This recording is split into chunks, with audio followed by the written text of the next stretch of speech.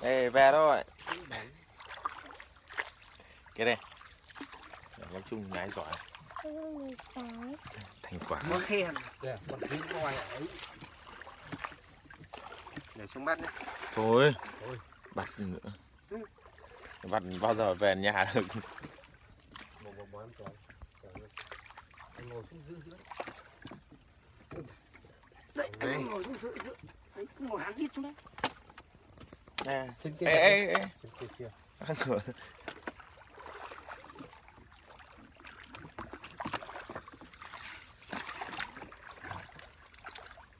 Để đúng cho nhà mình ăn thôi, bố qua thằng này chắc Tú đéo mất suất rồi. Cái này 3-4 cân. Ngào nó nặng được quá.